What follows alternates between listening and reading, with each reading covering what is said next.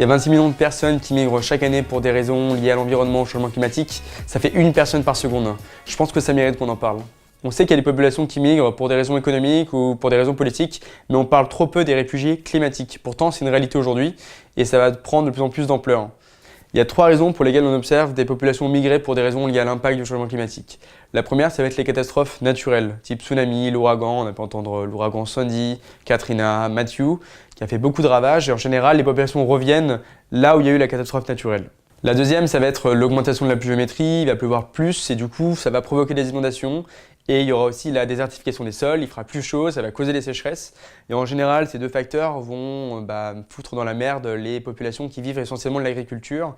Et ça, on va l'observer notamment en Afrique subsaharienne et en Asie du Sud-Est, là où il y a les 3/4 de la population mondiale. La conséquence de ça, du coup, ça va être l'augmentation des exodes rurales qui vont être massives et ces populations qui sont déjà assez pauvres vont venir gonfler des métropoles souvent déjà pauvres et très peuplées. La troisième raison qui force les populations à migrer, ça va être l'augmentation du niveau des mers, qui est déjà une réalité aujourd'hui et qui va être de plus en plus importante. Et les scientifiques, les plus pessimistes en tout cas, estiment à 1 mètre l'augmentation du niveau des mers d'ici la fin du siècle. Ce qu'il faut comprendre, c'est que ce n'est pas une réalité qui touche seulement les îles perdues dans le Pacifique, comme les îles Kiribati, qui sont menacées de disparaître très bientôt dans les prochaines décennies. Ça touche aussi les pays développés, l'Europe, la France. On a l'île de Ré, l'île de Sein, l'île de Groix en Bretagne. Et il y a déjà des mecs qui sont sur l'île en train d'acheter leur masque et leur tuba parce qu'ils vont devoir rejoindre à la nage les côtes françaises. Il ne faut pas céder à l'idée reçue que le changement climatique et donc les migrations qui vont en découler ne touchent que les pays en développement. C'est vraiment un phénomène qui est global et qui touche, comme j'ai pu le dire, déjà la France, mais ça touche aussi l'Allemagne, les Pays-Bas.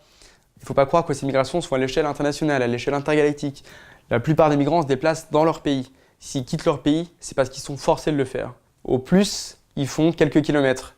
Mais en général, ils préfèrent rester là où ils ont grandi, là où ils ont toute leur famille, où ils ont tous leurs amis, tous leurs souvenirs. Ensuite, on peut dire qu'il y a des mécanismes légaux de protection, juridiques, humanitaires pour ce type de réfugiés, mais on n'a rien fait. Et il n'y a eu qu'un statut juridique qui a été donné, c'est pour les réfugiés politiques, en 1951 avec la Convention de Genève. Depuis, il n'y a pas eu vraiment de grosses avancées.